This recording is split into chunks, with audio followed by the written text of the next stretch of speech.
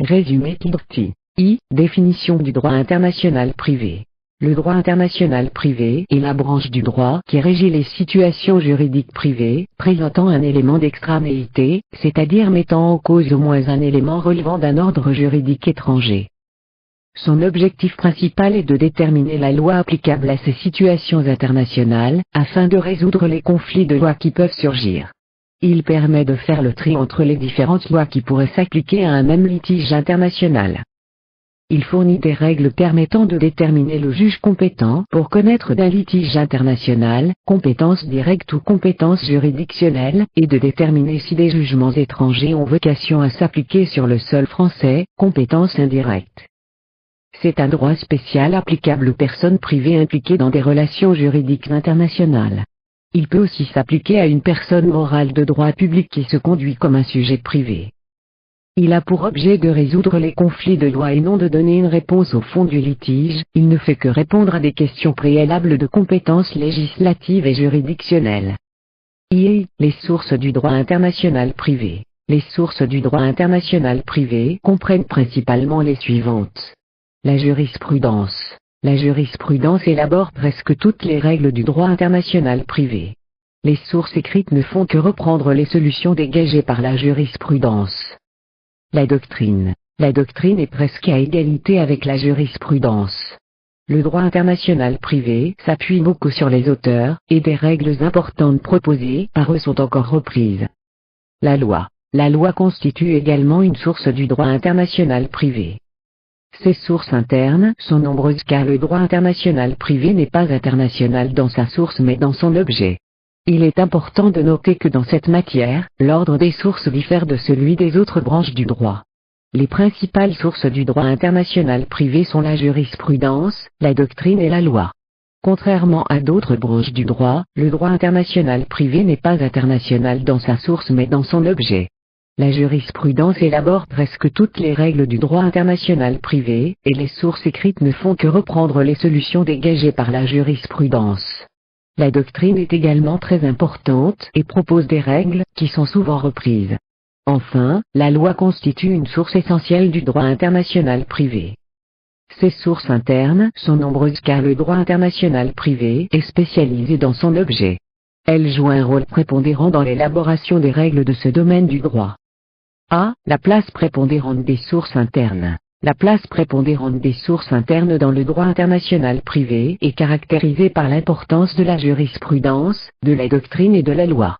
Contrairement à d'autres branches du droit, le droit international privé n'est pas international dans sa source mais dans son objet.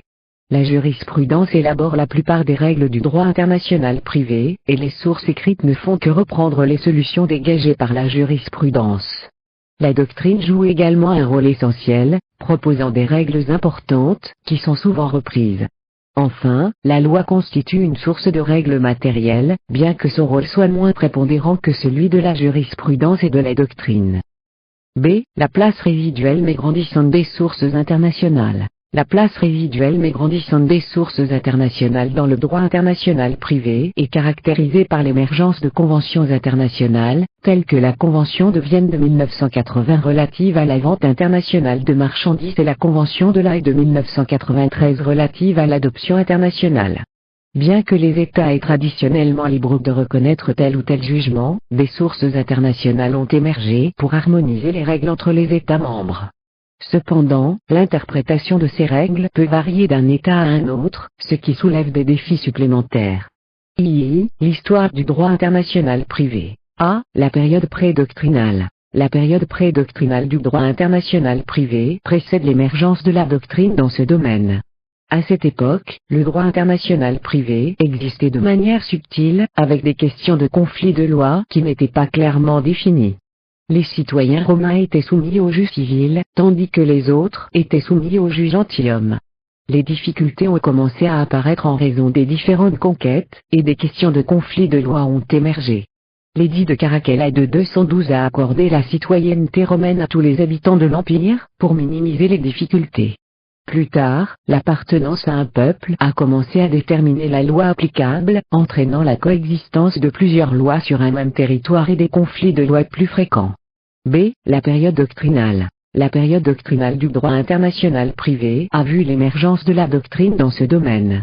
En Italie, la science du conflit de loi a été redécouverte, avec des auteurs du IIIe et du XVe siècle se penchant largement sur cette science.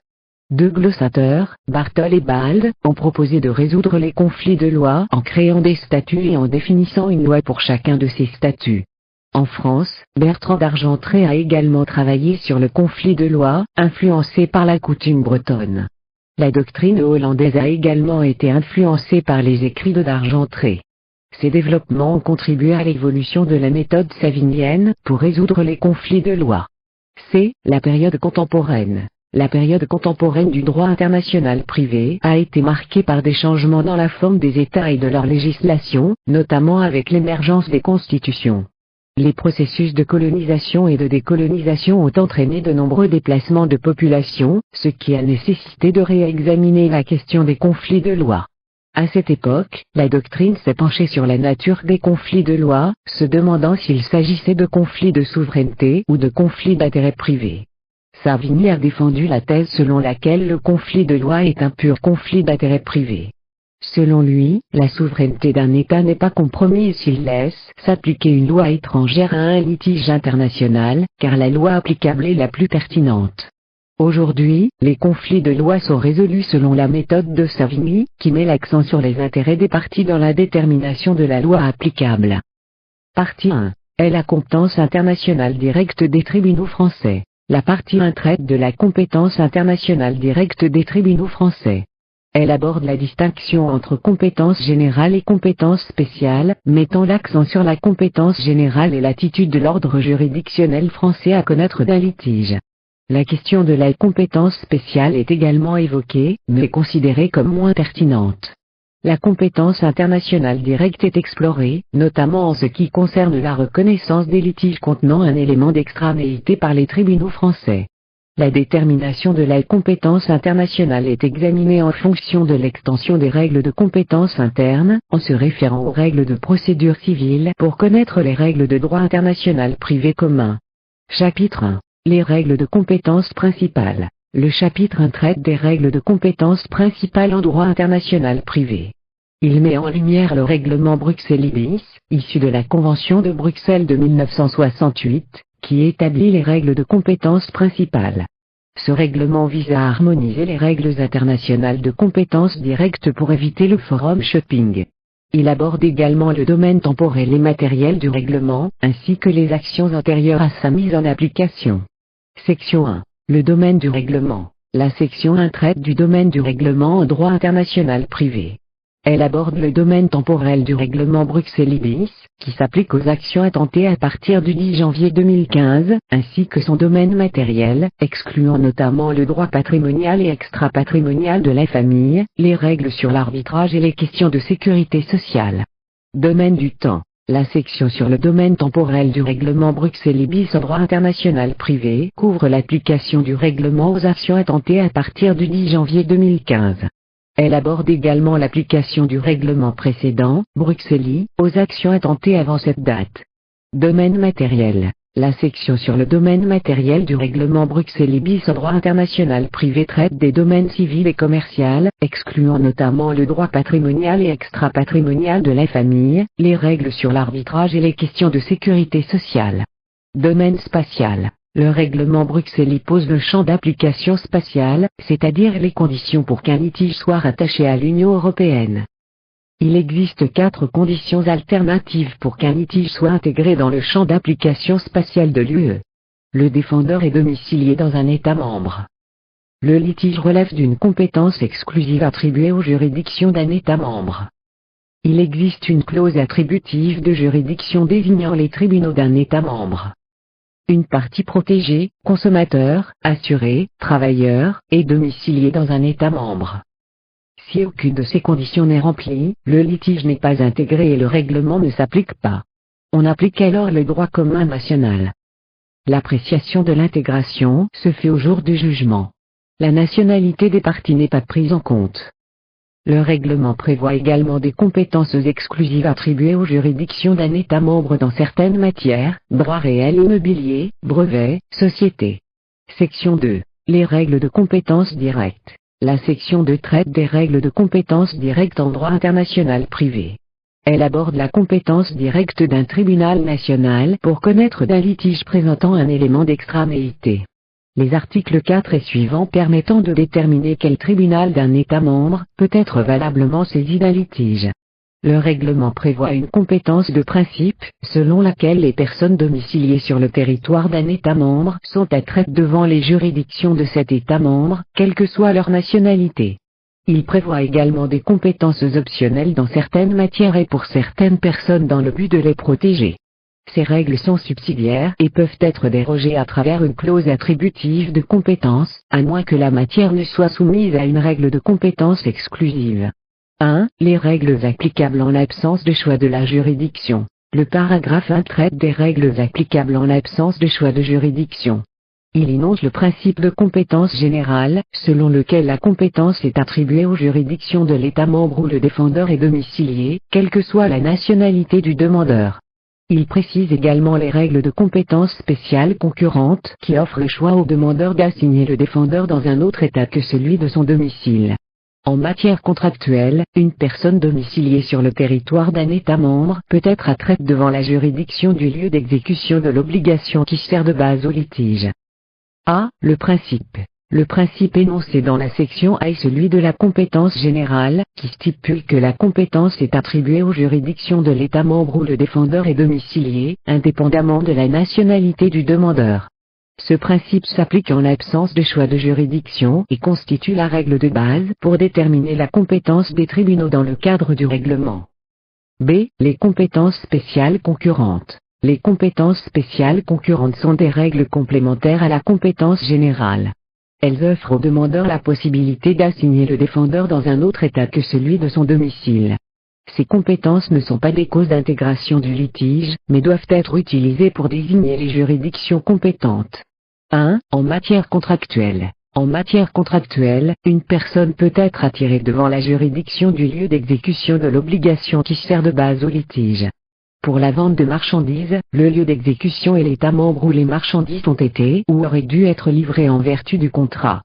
Pour la fourniture de services, le lieu d'exécution est l'État membre où les services ont été ou auraient dû être fournis en vertu du contrat.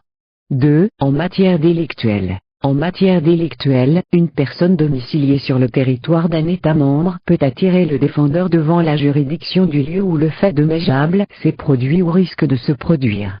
La matière délictuelle concerne toute demande qui risque de mettre en jeu la responsabilité du défendeur et qui ne se rattache pas à la matière contractuelle. C. Les compétences dérogatoires protectrices. Des règles spécifiques, protectrices de la partie faible, s'appliquent à la compétence en matière d'assurance, art. 10 à 16, de contrats conclus par les consommateurs, art. 17 à 19, et de contrats individuels de travail, art. 20 à 23.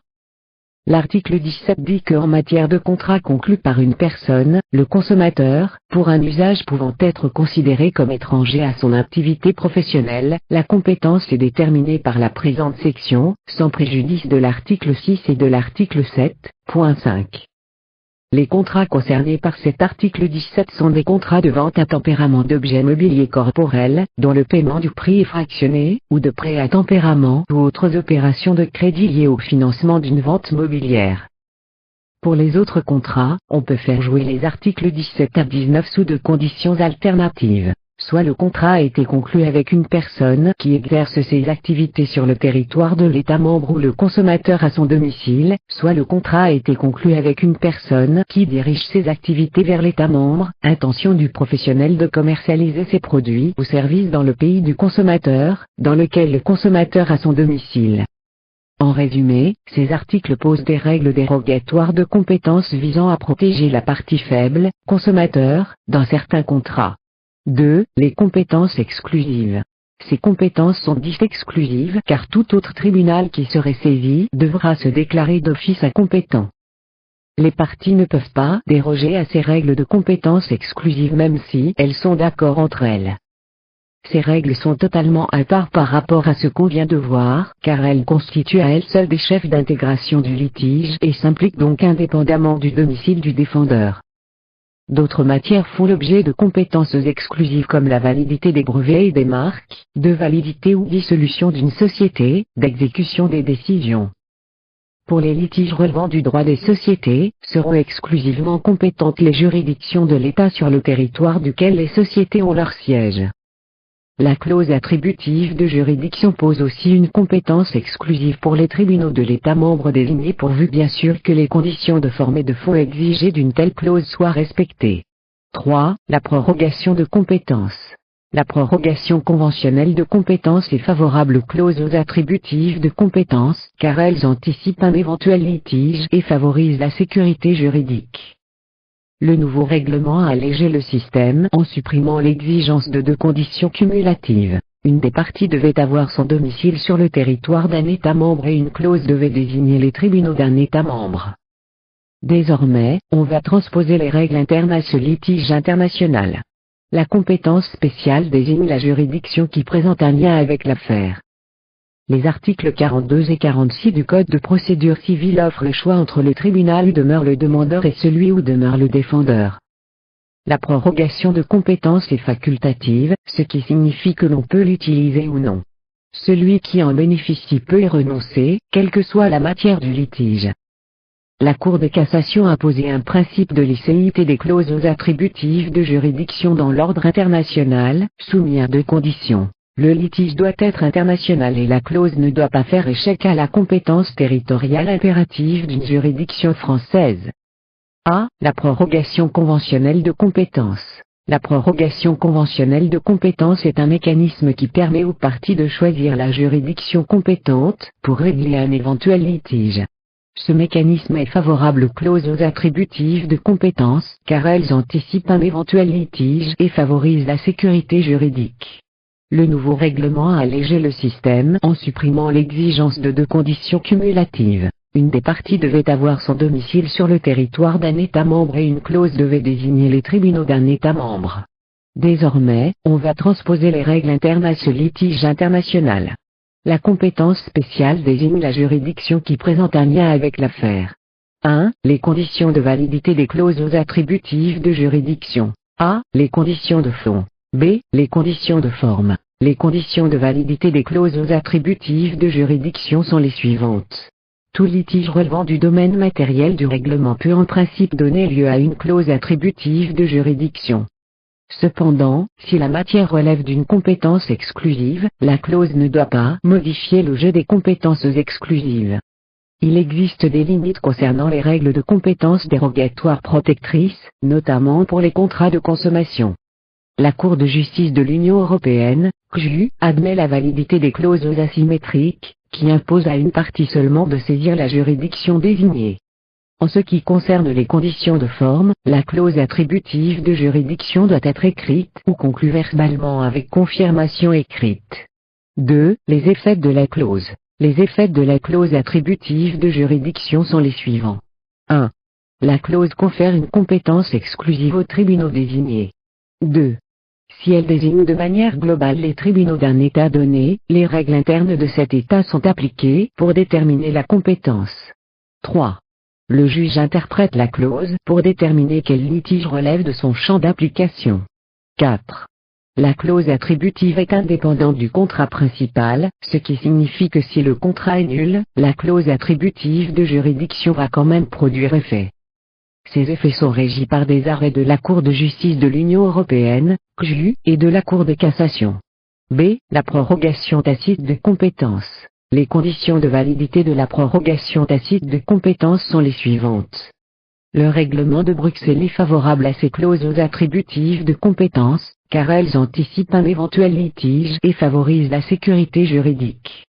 Le nouveau règlement a allégé le système en supprimant l'exigence de 2 conditions cumulatives. Une des parties devait avoir son domicile sur le territoire d'un État membre et une clause devait désigner les tribunaux d'un État membre. La prorogation tacite est aussi appelée prorogation légale, car elle vient du règlement, article 26. Ces conditions sont régies par le règlement de Bruxelles et des arrêts de la Cour de justice de l'Union européenne, CJU. Chapitre 2. Les règles de compétence subsidiaires, égales règles de droit commun françaises de compétence. Section 1. Les règles ordinaires de compétences internationales. La section 1 traite des règles ordinaires de compétences internationales, en mettant l'accent sur le principe d'extension à l'ordre international des règles internes. Historiquement, la France ne reconnaissait la compétence de ces tribunaux que pour les litiges impliquant des Français. Cependant, des évolutions ont eu lieu, notamment avec le règlement Bruxelles bis, qui a élargi les règles de compétences directes internationales pour éviter le forum shopping. Ce règlement s'applique à certaines actions à partir de janvier 2015. 1. Le principe de l'extension à l'ordre international des règles internes. Les évolutions des règles de compétences directes internationales en France ont été marquées par l'extension à l'ordre international des règles internes. Historiquement, la France ne reconnaissait la compétence de ces tribunaux que pour les litiges impliquant des Français. Cependant, des évolutions ont eu lieu, notamment avec le règlement Bruxelles bis, qui a élargi les règles de compétences directes internationales pour éviter le forum shopping. Ce règlement s'applique à certaines actions à partir de janvier 2015. 2. Les exceptions. Exceptions aux règles de compétences internationales.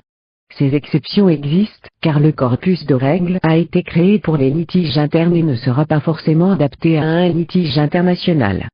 Par exemple, certaines règles peuvent aboutir à ne pas donner la compétence aux tribunaux français, alors que cela serait nécessaire. 3 exemples d'exceptions sont donnés, notamment en matière de voie d'exécution.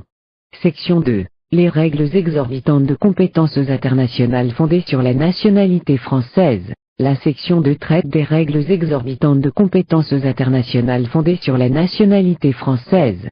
Ces règles prévoient que les tribunaux français seront compétents au titre de la nationalité de l'une ou l'autre des parties. Ces privilèges sont prévus par les articles 14 et 15 du Code civil. 1. Le domaine d'application des articles 14 et 15. A. Domaine des personnes. B. Le domaine quant aux actions. Ces articles posent un privilège de juridiction en raison de la nationalité française des parties. Le domaine est donc principalement déterminé par rapport aux personnes, mais aussi de manière secondaire par rapport aux actions. Pour le domaine des personnes, la nationalité ne s'apprécie pas à la date des faits mais à la date de la demande introductive d'instance. Si une personne n'avait pas la nationalité française au moment des faits mais l'a obtenue entre les faits et le procès, elle est considérée comme française. Pour le domaine quant aux actions, à la lecture des articles 14 et 15, il semble qu'il ne s'intéresse qu'à la matière contractuelle. Mais la Cour de cassation considère que ces privilèges s'étendent à toutes les matières, sauf 3 exceptions. Les actions relatives aux droits réels immobiliers situés à l'étranger, les actions relatives aux successions immobilières situées à l'étranger, et les mesures d'exécution sur des biens situés à l'étranger. En résumé, ces articles posent un privilège de juridiction fondé sur la nationalité française, avec un domaine d'application déterminé principalement par rapport à la nationalité des parties et de manière secondaire par rapport à la matière du litige. 2. La compétence spéciale. Le paragraphe 2 traite de la compétence spéciale en matière de litiges internationaux. Il explique que ces compétences spéciales sont nécessaires car les règles internes peuvent ne pas être adaptées aux litiges internationaux. Par exemple, certaines règles peuvent ne pas donner compétence aux tribunaux français, alors que cela serait nécessaire. 3 exemples d'exceptions sont donnés, notamment en matière de voie d'exécution. 3. Le caractère facultatif des articles 14 et 15. Le paragraphe 3 met en évidence le caractère facultatif des articles 14 et 15 du Code civil. Cela signifie que leur utilisation est optionnelle et que les parties peuvent y renoncer, quel que soit le type de litige. Cependant, la renonciation n'est possible que pour la partie qui en bénéficie. 3 méthodes de renonciation sont mentionnées, notamment l'utilisation d'une clause attributive de juridiction désignant d'autres juridictions que les juridictions françaises. Section 3. Les immunités. La section 3 traite des immunités en droit international privé. Elle aborde l'immunité de juridiction, qui permet à certaines personnes de ne pas être déférées devant les juridictions de l'État où elles résident, ainsi que l'immunité d'exécution, qui protège les États étrangers contre les mesures résultant de l'application d'un jugement ou d'une décision affectant leurs biens. Cette section souligne également le caractère facultatif de l'immunité, avec des limites et des exceptions à son application. 1. L'immunité de juridiction. A. Le principe. B. Les limites. L'immunité de juridiction permet à certains sujets de droit de ne pas pouvoir être déférés devant les juridictions de l'État où ils résident. Cette immunité est étendue aux conjoints et aux enfants mineurs. Elle bénéficie aussi à certains fonctionnaires internationaux. Les bénéficiaires ne peuvent alors pas être déférés ni en matière pénale ni en matière civile devant les tribunaux de l'État d'accueil. Cette immunité se justifie par plusieurs raisons comme l'exigence de courtoisie internationale, les rapports entre États régis par le droit international privé, la nécessité de ne pas entraver le développement des relations diplomatiques. En raison de cette immunité, certains sujets sont soustraits à la compétence du juge français. L'État français s'interdit de prononcer des décisions contre les chefs d'État étrangers, les États étrangers et certains diplomates. Cette interdiction s'applique quelle que soit la gravité des actes commis. En résumé, l'immunité de juridiction permet à certains sujets comme les chefs d'État ou diplomates de ne pas être poursuivis devant les tribunaux français, et ce quelle que soit la gravité des actes.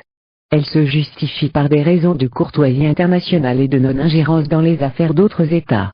Les limites de l'immunité de juridiction sont les suivantes. 1. L'immunité est liée à la qualité du titulaire et à la nature de l'acte qui donne lieu au litige. Ainsi, les actes de gestion ou de commerce accomplis par les personnes bénéficiant de l'immunité sont généralement exclus de son champ d'application. 2. L'immunité de juridiction ne s'applique qu'à l'exercice de la souveraineté de l'État. Par conséquent, lorsqu'un État n'exerce pas sa souveraineté, l'immunité ne s'applique pas. 3. L'immunité de juridiction ne s'impose pas, ce qui signifie que le bénéficiaire de l'immunité peut y renoncer au moment du litige en n'invoquant pas son immunité. En résumé, les limites de l'immunité de juridiction sont déterminées par la qualité du titulaire, la nature de l'acte et l'exercice de la souveraineté de l'État. De plus, le bénéficiaire peut renoncer à son immunité au moment du litige. Partie 2. Est le conflit DELOI. La partie 2 traite du conflit de loi en droit international privé. Elle aborde les règles de détermination de la loi applicable lorsqu'un litige présente des éléments d'extranéité, c'est-à-dire des liens avec plusieurs ordres juridiques nationaux. Cette partie examine également les différentes méthodes de résolution des conflits de loi, telles que la méthode savinienne, les méthodes unilatéralistes, les lois de police, ainsi que les règles matérielles spécifiques aux situations internationales. Titre 1. La pluralité de méthodes de résolution des conflits de loi. La méthode savinienne, c'est la méthode classique qui consiste à désigner abstraitement une loi applicable selon des critères objectifs de rattachement, nationalité, domicile, lieu de situation d'un bien. Les méthodes unilatéralistes, elles ne s'intéressent qu'au sort de la loi du fort et ne donnent pas compétence à une loi étrangère. La méthode des lois de police. Ce sont des règles impératives qui s'imposent dans les situations internationales pour protéger un intérêt essentiel du fort. Les règles matérielles spécifiques. Ce sont des règles substantielles adoptées spécialement pour les situations internationales, souvent d'origine conventionnelle. L'application par le juge d'aucune règle. Le juge peut prétendre appliquer directement le droit substantiel sans passer par les règles de conflit, en se fondant sur le respect des droits acquis à l'étranger, théorie des droits acquis. En résumé, il existe plusieurs méthodes concurrentes pour résoudre les conflits de loi, dont la méthode savinienne classique, mais aussi des méthodes unilatéralistes, les lois de police, les règles matérielles ou l'application directe du droit substantiel. Chapitre 1. La méthode bilatérale. Le chapitre 1 traite de la méthode bilatérale en droit international privé. Cette méthode repose sur un enchaînement d'étapes pour qualifier une situation et localiser la situation. Le juge commence par qualifier la question, déterminant ainsi sa nature pour la classer dans une catégorie. Ensuite, il localise la situation en choisissant la méthode et les règles de conflit appropriées. En résumé, la méthode bilatérale consiste en un processus d'identification et de localisation des situations juridiques dans un contexte international. Section 1. L'analyse classique de la méthode. Lorsqu'il est confronté à un litige international, le juge doit d'abord qualifier la question de droit soumise. Cette qualification permet de ranger la question dans une catégorie plus large, X, responsabilité civile, capacité, mariage. Une fois la question qualifiée, le juge doit déterminer l'élément de rattachement le plus pertinent pour localiser la catégorie dans un ordre juridique. Le choix de l'élément de rattachement dépend de la nature de la catégorie. Pour certaines catégories comme la responsabilité délictuelle, le lieu où le délit a été commis est considéré comme l'élément de rattachement le plus pertinent, car il permet de déterminer la loi applicable au comportement sur un territoire. Pour la capacité des personnes, c'est la loi personnelle qui est privilégiée car elle permet d'assurer la permanence du statut de l'individu où qu'il se trouve. La méthode savinienne est abstraite et neutre. Le choix de l'élément de rattachement se fait sans considération du résultat de la loi désignée. L'essentiel est de trouver un facteur de rattachement pertinent. 1. L'élément de rattachement le plus pertinent. La nature de la question conditionne le choix de l'élément de rattachement. On ne rattache pas de la même façon un problème de responsabilité civile et de nullité d'un mariage. La catégorie est donc fondamentale pour choisir l'élément de rattachement. L'idée est de retenir le meilleur facteur de localisation possible en fonction de la catégorie. En matière délictuelle, on considère que le meilleur facteur de rattachement est le lieu où le délit a été commis. Car la loi retenue permet de déterminer ce que les gens étaient autorisés à faire sur le territoire en question. En matière de capacité, le meilleur facteur de rattachement est la loi personnelle car la protection de l'individu va le suivre partout. Il faut toujours chercher le critère de rattachement le plus pertinent en fonction de la finalité recherchée pour chaque catégorie. Ce choix du facteur de rattachement le plus pertinent doit se faire de manière abstraite, sans considération du résultat de la loi choisie. 2. Les caractères de la méthode. C'est une méthode abstraite, qui laisse place à une interprétation personnelle de la pertinence. Le juge doit choisir le facteur de rattachement le plus pertinent de manière abstraite, sans considération du résultat de la loi choisie. C'est une règle de conflit indirect, car elle ne tranche pas le fond du litige mais se contente de désigner la loi applicable qui permettra de trancher le fond. Elle est neutre car elle n'a pas pour objectif de privilégier une solution plutôt qu'une autre. Le juge ne doit pas considérer le contenu de la loi applicable mais seulement choisir le facteur de rattachement le plus pertinent. C'est une règle de conflit bilatéral, puisqu'elle peut désigner aussi bien la loi du fort, juge saisi, que celle d'un autre État. La règle de conflit est dépourvue de tout nationalisme, toutes les lois sont sur un même pied d'égalité, sans privilégier la loi française par exemple. En résumé, la méthode bilatérale est abstraite, indirecte, neutre, bilatérale et dépourvue de nationalisme dans le choix de la loi applicable. Le juge doit choisir le facteur de rattachement le plus pertinent sans considération du résultat de la loi désignée. Section 2. Le renouvellement de l'analyse savinienne. Voici un résumé de la section 2 sur le renouvellement de l'analyse savinienne. Certains auteurs ont critiqué le caractère bilatéral de la règle de conflit, arguant qu'elle ne devrait pas désigner la loi du fort aussi facilement. La règle de conflit est abstraite, laissant place à une interprétation personnelle de la pertinence du facteur de rattachement. Elle est indirecte, car elle ne tranche pas le fond du litige mais désigne la loi applicable. La méthode est neutre, sans objectif de privilégier une solution plutôt qu'une autre. Elle est bilatérale, pouvant désigner la loi du fort ou celle d'un autre État. La règle de conflit est dépourvue de tout nationalisme, toutes les lois étant sur un même pied d'égalité. En résumé, la méthode de règle de conflit est abstraite, indirecte, neutre, bilatérale et dépourvue de nationalisme dans le choix de la loi applicable. Section 3. Exposé des règles de conflit bilatéral en France. 1. Localisation en fonction du sujet, statut personnel. Pour le statut personnel, état et capacité des personnes, la règle de conflit française retient le critère de la nationalité. L'article 3 du Code civil indique que ces lois concernant l'état et la capacité des personnes régissant les Français même résidant à l'étranger. C'est une règle unilatérale qui a été bilatéralisée par la jurisprudence, pour s'appliquer aussi aux étrangers. Le statut personnel est donc régi par la loi nationale. Des règles unilatérales ont aussi été bilatéralisées par la jurisprudence, comme pour les sociétés dont le statut réel est désormais régi par la loi de leur siège statutaire. Il existe aussi des règles bilatérales auxquelles on ajoute un critère unilatéral. La loi nationale régit l'état et la capacité, mais en toute hypothèse les personnes domiciliées en France seront soumises à la loi française. Le critère de la nationalité assure une permanence du statut, mais en régression, car il ne favorise pas toujours l'intégration des étrangers. On voit de plus en plus le critère du domicile apparaître. En matière de mariage, quand les époux ont des nationalités différentes, il faut faire une application distributive ou cumulative de la loi selon le cas. 1. Localisation en fonction du sujet, statut personnel. Dans la section 1, il est expliqué que pour le statut personnel, état et capacité des personnes, la règle de conflit française retient le critère de la nationalité. Cela signifie que la loi nationale régit l'État et la capacité des personnes, même si elles résident à l'étranger.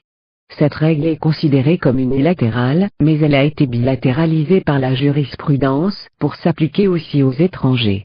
Cependant, le critère de la nationalité est en régression car il ne favorise pas toujours l'intégration des étrangers, et on voit de plus en plus le critère du domicile apparaître. En résumé, la localisation en fonction du sujet, statut personnel, se fait principalement en fonction de la nationalité, mais d'autres critères comme le domicile commencent à être pris en compte. 2. Localisation en fonction de l'objet, statut réel. Dans la section 2, la localisation en fonction de l'objet, statut réel, est abordée. Il est expliqué que seuls les biens corporels sont pris en compte, car les biens incorporels sont soumis à la loi de leur source. Les immeubles, même ceux possédés par des étrangers, sont régis par la loi française. Cela se justifie par le fait d'être certain du lieu où ils se trouvent.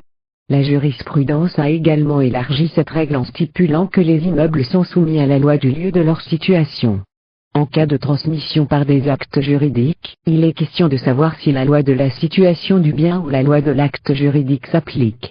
En résumé, la localisation en fonction de l'objet, statut réel, se fait en prenant en compte la loi du lieu de situation des biens corporels, avec des considérations spécifiques pour les immeubles. 3. Localisation en fonction de la source du rapport juridique. La section 3 aborde la localisation en fonction de la source du rapport juridique. Elle explique que pour les faits juridiques, la jurisprudence reprend la règle de la lex loci delicti, qui détermine la loi applicable en fonction du lieu où le délit a été commis. Pour les actes juridiques, la loi choisie par les parties est généralement appliquée, mais en l'absence de choix, un critère de rattachement subsidiaire est utilisé.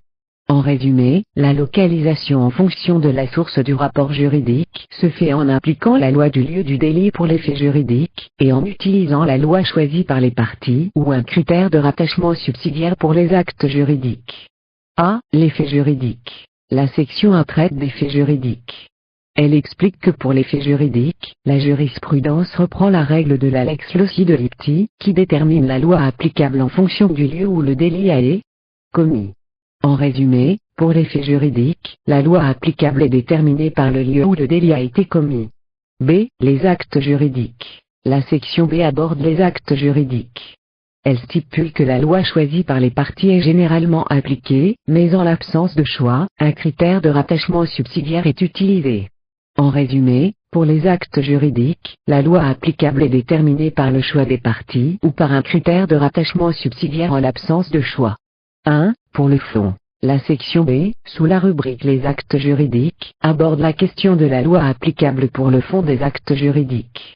Elle explique que la règle traditionnelle est que l'acte juridique est soumis à la loi choisie par les parties.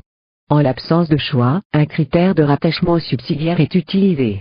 En résumé, pour le fond des actes juridiques, la loi applicable est déterminée par le choix des parties ou par un critère de rattachement subsidiaire en l'absence de choix. 2. Pour la forme. La section B, sous la rubrique Les actes juridiques, traite de la question de la forme des actes juridiques. Elle mentionne que la règle traditionnelle est la lex loci rogiactum, qui détermine la loi du lieu où l'acte a été rédigé. Cependant, la jurisprudence a admis que cette règle était facultative, sauf en matière de mariage. En résumé, pour la forme des actes juridiques, la loi du lieu de conclusion de l'acte ou la loi applicable au fond de l'acte peut être choisie par les parties. C. Les actes juridiques dans le cadre familial. Sur la forme, c'est uniquement la loi du lieu de célébration du mariage qui s'applique. Chapitre 2. Les méthodes concurrentes. Section 1. La méthode unilatéraliste. La méthode unilatéraliste est une approche critiquée en droit international privé. Elle implique que chaque État déclare quand sa loi s'applique. Si un État estime que sa loi ne s'applique pas, les lois des autres États doivent également être unilatérales. Cependant, cette méthode crée des conflits négatifs et positifs, ce qui la rend généralement rejetée en France. Section 2. Les lois de police. Les lois de police sont des règles impératives qui s'imposent dans une situation internationale, sans être désignées par une règle de conflit de loi classique. Leur application est justifiée par le fait que leur but est jugé crucial par l'État qui les a édictées. Elles visent à sauvegarder des intérêts jugés essentiels pour cet État. On trouve principalement les lois de police dans le domaine contractuel, où elles viennent limiter la liberté des parties pour protéger la partie faible, consommateur, ou un intérêt plus général. Le législateur peut parfois qualifier explicitement une loi de police et imposer son application dans une situation internationale. La frontière entre une règle de conflit unilatérale visant la compétence de la loi française et une loi de police peut paraître mince. C'est au juge de qualifier. Les lois de police s'imposent quel que soit le régime juridique applicable au contrat. Leur application prime la volonté des parties. Leur champ d'application doit être déterminé par le juge au cas par cas, en recherchant un lien de rattachement avec la France. 1. Identification des lois de police. Les lois de police sont des règles de droit interne qui s'appliquent aux relations internationales sans être désignées par une règle de conflit de loi classique. Leur but justifie qu'elles soient appliquées, car elles sont nécessaires pour la sauvegarde de l'organisation politique, sociale ou économique du pays qui les a édictées. Ces lois doivent être appliquées par le juge dès lors que la réalisation du but qu'elles poursuivent l'exige, même si la règle de conflit de loi ne les désigne pas. Elles existent principalement dans le domaine contractuel, où elles viennent limiter la liberté des parties pour protéger la partie faible, consommateur, ou un intérêt plus général.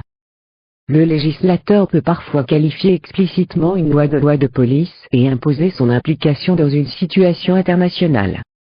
La frontière entre une règle de conflit unilatérale visant la compétence de la loi française et une loi de police peut paraître mince. C'est au juge de qualifier. Les lois de police s'imposent quel que soit le régime juridique applicable au contrat. 2. Le régime des lois de police. A. Le régime des lois de police du fort. B. Le régime des lois de police étrangères. C. Le conflit de lois de police. Les lois de police sont des règles impératives qui s'imposent dans une situation internationale, sans être désignées par une règle de conflit de loi classique. Leur application est justifiée par le fait que leur but est jugé crucial par l'État qui les a édictées. Elles visent à sauvegarder des intérêts jugés essentiels pour cet État. On trouve principalement les lois de police dans le domaine contractuel, où elles viennent limiter la liberté des parties pour protéger la partie faible, consommateur, ou un intérêt plus général. Le législateur peut parfois qualifier explicitement une loi de police et imposer son application dans une situation internationale. La frontière entre une règle de conflit unilatérale visant la compétence de la loi française et une loi de police peut paraître mince. C'est au juge de qualifier. Les lois de police s'imposent quel que soit le régime juridique applicable au contrat. Leur application prime la volonté des parties. Leur champ d'application doit être déterminé par le juge au cas par cas, en recherchant un lien de rattachement avec la France. Section 3. Les règles matérielles. Les règles matérielles sont des règles substantielles qui traitent directement du problème posé au fond et qui donnent directement une solution. Elles sont principalement présentes dans les conflits de juridiction, le droit des étrangers et le domaine du conflit de loi. Contrairement aux lois de police, les règles matérielles ne sont pas spécifiquement édictées pour les situations internationales, mais leur objet justifie leur application impérative au niveau international. Ces règles matérielles peuvent être conventionnelles, comme la Convention de Vienne pour la vente internationale de marchandises, ou d'origine étatique.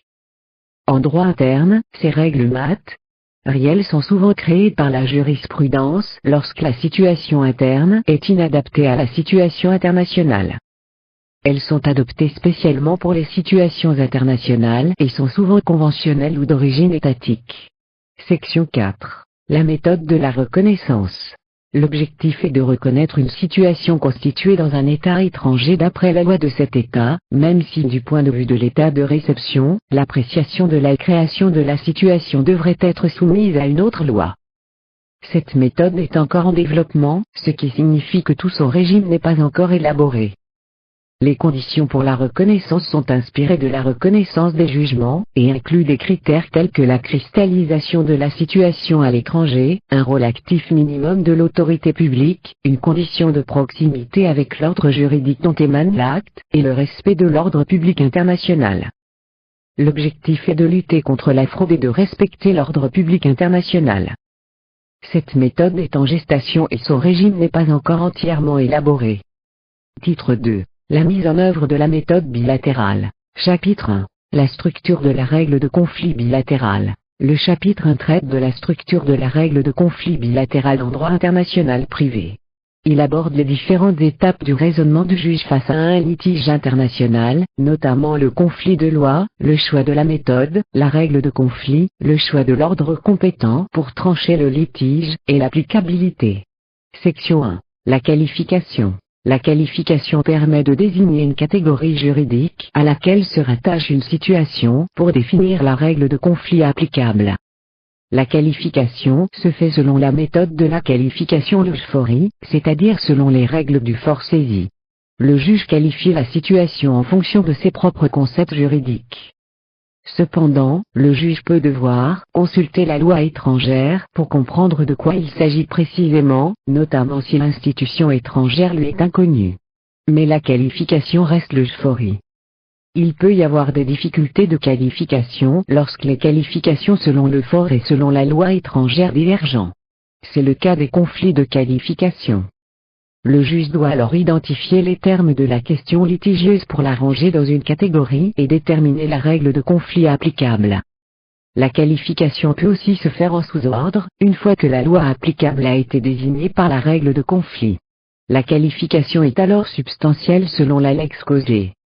En résumé, la qualification a pour objet de faire entrer une situation dans une catégorie juridique du fort afin de déterminer la règle de conflit applicable, sauf en cas de qualification en sous-ordre. 1. Le principe de la qualification Leuchefori. La qualification consiste à ranger une situation juridique dans une catégorie préexistante, X, contrat, délit, afin de déterminer la règle de conflit applicable.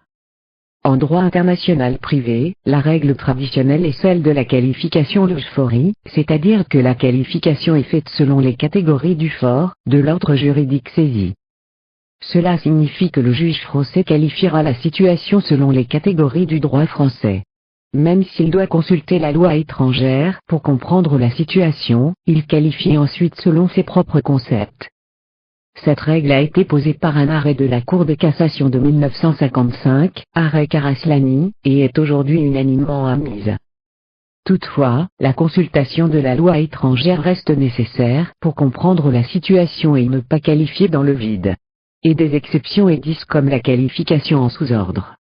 En résumé, le principe est celui de la qualification selon les catégories du fort, mais en ayant préalablement consulté la loi étrangère pour comprendre la situation. A. Le fondement de la qualification. La qualification consiste à désigner une catégorie juridique à laquelle se rattache une situation pour définir la règle applicable en cas de conflit de loi.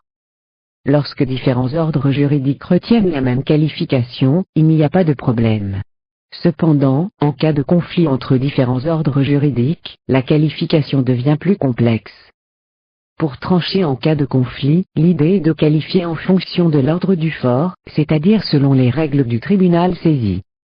Par exemple, une créance née d'un contrat soumis au droit anglais peut poser des questions différentes selon le droit français et le droit anglais, ce qui peut entraîner des effets différents en fonction de la qualification retenue. En résumé, le fondement de la qualification réside dans le fait de désigner une catégorie juridique pour déterminer la règle applicable en cas de conflit de loi, en se basant sur les règles du tribunal saisi. B. Le choix de catégorie parmi les différentes catégories des lois du fort. 1. Conflit externe. Comment définir une catégorie en DIP? Par exemple, pour la catégorie mariage en droit interne, il faut un tiers pour se marier, ce qui n'est pas le cas en common law. La catégorie mariage s'étend même au mariage polygamique, bien que c'est illégal en France. En effet, si on se contente d'entendre mariage au sein du droit français, il y aurait de nombreuses lacunes, il faut donc pousser les frontières, et s'ouvrir à un certain nombre de situations. Pour Batiffol, il s'agit de trouver dans l'institution étrangère le noyau dur du concept équivalent du fort. L'institution a la même fonction. Suppose une communauté. Si les fonctions sont différentes, elle ne peut pas rentrer dans une même catégorie. Pour Meillet, il faut s'intéresser aux rattachements prévus pour la catégorie. Par exemple, en matière de mariage pour les effets personnels produits par le mariage, c'est la loi nationale commune des époux et à défaut la loi du domicile commun. Ces deux critères de rattachement alternatifs ont pour point commun d'être stables. Ce qui est au cœur de l'institution de mariage, est donc la stabilité. Ainsi, si la situation fait apparaître une certaine stabilité, il faut la faire entrer dans la catégorie mariage. Le concubinage ne rentrera pas dans cette catégorie, car il ne présente pas de caractère stable. Lacune. Pays musulmans, mariages homosexuels, lapidation de, conflits internes. Dans un arrêt de la CIV. 1 du 25 juin 1957, Sylvia, une femme italienne, conclut en France 2 contrats. Elle saisit le juge français afin d'obtenir l'annulation de ces 2 contrats et fonde sa demande sur le fait qu'au moment où elle a conclu ces actes, elle souffrait de dépression nerveuse et que son consentement avait été vicié. L'acte juridique conclu par une personne en état de dépression nerveuse est-il nul? La question qui se posait était celle du vice du consentement, notamment celle de l'incapacité de la contractante. Il faut choisir la catégorie dans les catégories de l'ordre juridique français. Puisque c'est un vice du consentement, cela doit relever du contrat. Néanmoins, il s'agit d'un vice lié à l'incapacité, or cette question relève du statut personnel. Le juge peut hésiter entre des qualifications de son système. En droit interne, on s'en moque car on applique le droit français, mais en droit international privé non, car une loi étrangère peut être compétente. Il faut donc rechercher l'esprit des catégories de droit interne. En France, le consentement est traité comme une question contractuelle. Mais il faut aussi se placer dans une perspective internationale. Quel est l'esprit de la règle de conflit de loi en matière contractuelle? En fonction de la finalité, on va choisir une catégorie ou le rattachement qui convient le mieux. En matière contractuelle, pour le fond, la règle de conflit désigne la loi de l'autonomie. En matière de capacité, la règle de conflit retient comme critère de rattachement la nationalité de la personne. Quel est l'impératif primordial en l'espèce? La Cour retient que l'insanité d'esprit constitue un cas d'incapacité naturelle, qui doit donc être soumise à la loi personnelle du contractant. Ici, la Cour de cassation va loin car elle crée le concept d'incapacité naturelle. 2. Rôle de la qualification de la loi étrangère. Le juge français n'a pas un vrai pouvoir d'interprétation de la loi étrangère. Son rôle est de rechercher le sens de la loi étrangère tel qu'il est reçu dans le système juridique étranger, et non pas d'interpréter la loi comme il le ferait pour une loi française. Le juge du fond a un pouvoir souverain d'appréciation quant à l'interprétation de la loi étrangère. La Cour de cassation ne contrôle que les erreurs grossières d'interprétation, dénaturation. Le juge doit tenir compte non seulement du texte de loi étrangère, mais aussi de la jurisprudence et de toutes les autres sources du droit positif dans le pays concerné, pour déterminer le sens réel de la loi étrangère. Les parties peuvent apporter des éléments de preuve sur le contenu de la loi étrangère, certificat de coutume par exemple, mais le juge garde son pouvoir souverain d'appréciation sur la force probante de ces éléments. En cas de lacune dans la preuve du contenu de la loi étrangère, le juge appliquera la loi française subsidiairement. En résumé, le juge français a pour rôle de rechercher le sens réel de la loi étrangère telle qu'appliquée dans son ordre juridique, sans pouvoir l'interpréter comme une loi française, sous le contrôle limité de la Cour de cassation. A. Étude d'une institution étrangère inconnue du fort. Lorsque le juge français est confronté à une institution étrangère qui n'existe pas dans l'ordre juridique français, il doit procéder à sa qualification. Un exemple est donné avec l'arrêt Stroganov de 1966. Dans cette affaire, il s'agissait d'une dévolution successorale concernant des œuvres d'art. Cette dévolution faisait partie d'un majorat, une institution russe correspondant à un ensemble de biens fonciers ou de rentes immobilisées et inaliénables, constitués par des décrets impériaux russes. Cette institution du majorat n'existant pas en droit français, le juge français a dû la qualifier pour déterminer le régime juridique qui lui était applicable et pouvoir trancher le litige. Il a dû étudier cette institution étrangère inconnue de son ordre juridique pour la rattacher à une catégorie du droit français la plus proche. En somme, lorsque le juge français est confronté à une institution étrangère qui n'a pas d'équivalent en droit français, il doit procéder à sa qualification en l'étudiant et en la rattachant, dans la mesure du possible, à une catégorie connue de son ordre juridique. B. La qualification en sous-ordre. Le concept de qualification en sous-ordre se réfère à la situation où un juge doit appliquer les lois applicables à une catégorie spécifique, soit la loi d'autonomie ou à défaut la loi du lieu de résidence du débiteur. Cependant, en appliquant une loi étrangère, il peut y avoir d'autres qualifications. Par exemple, dans le cas d'un litige portant sur un contrat, le juge applique les lois applicables à cette catégorie, mais en appliquant une loi étrangère, il peut y avoir des qualifications en sous-ordre. Section 2. Le rattachement. La section 2 aborde la question du rattachement, qui permet de localiser la situation dans l'ordre juridique en choisissant un facteur de rattachement. Il peut y avoir 3 difficultés potentielles liées au rattachement. 1. Définir précisément l'élément de rattachement, car sa définition peut varier selon les ordres juridiques. 2. La pluralité de rattachements possibles pour une même situation, ou l'absence de rattachement. 3. Les difficultés liées aux modifications de l'élément de rattachement dans le temps, changement de nationalité par exemple.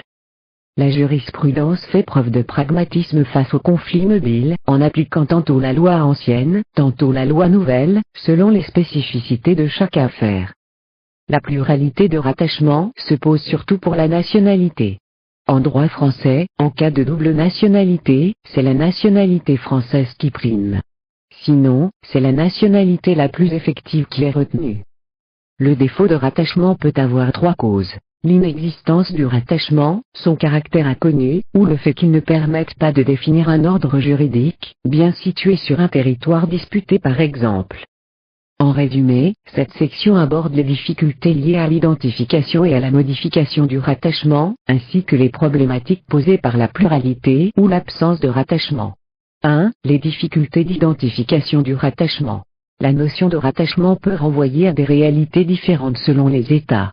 Par exemple, la notion de domicile ne renvoie pas à la même chose en droit français et en droit américain.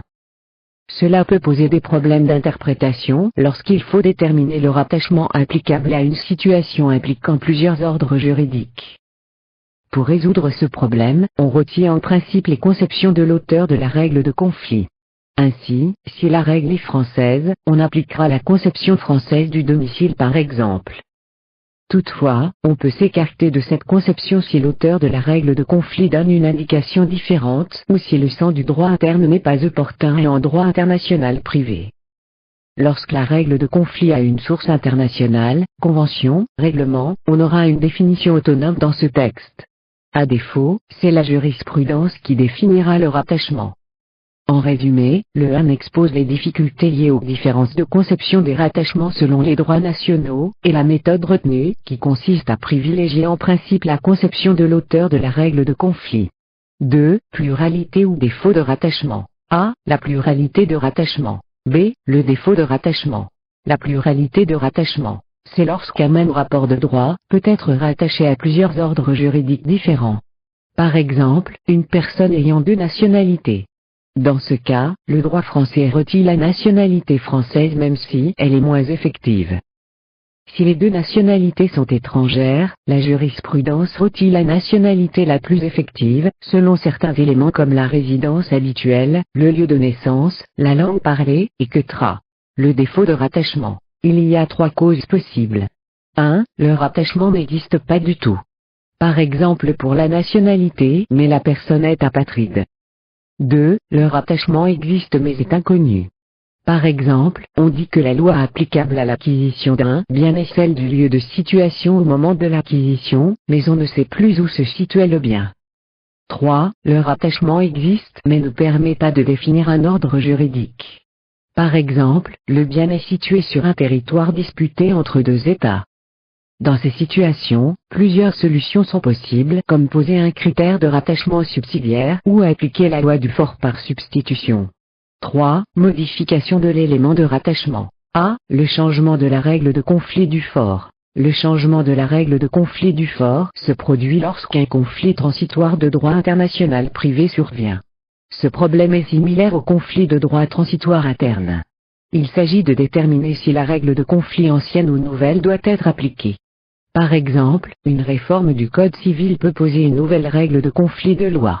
Il existe 2 courants doctrinaux dans lesquels la jurisprudence puise pour répondre à cette question.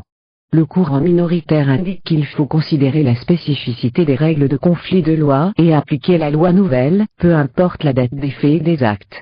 Leur but n'est pas de créer des droits subjectifs. Ainsi, la réforme du Code civil n'atteint pas les droits des individus. Le courant majoritaire, quant à lui, considère que la loi ancienne doit s'appliquer aux situations juridiques nées sous son empire, sauf si la loi nouvelle en dispose autrement. B. Changement de la règle de conflit étrangère. Lorsqu'un conflit transitoire de droit international privé survient, cela pose la question de savoir si la règle de conflit ancienne ou nouvelle doit être appliquée. Ce problème est similaire au conflit de droit transitoire interne. Il existe deux courants doctrinaux pour répondre à cette question. Le courant minoritaire indique qu'il faut considérer la spécificité des règles de conflit de loi et appliquer la loi nouvelle, peu importe la date des faits et des actes. Leur but n'est pas de créer des droits subjectifs.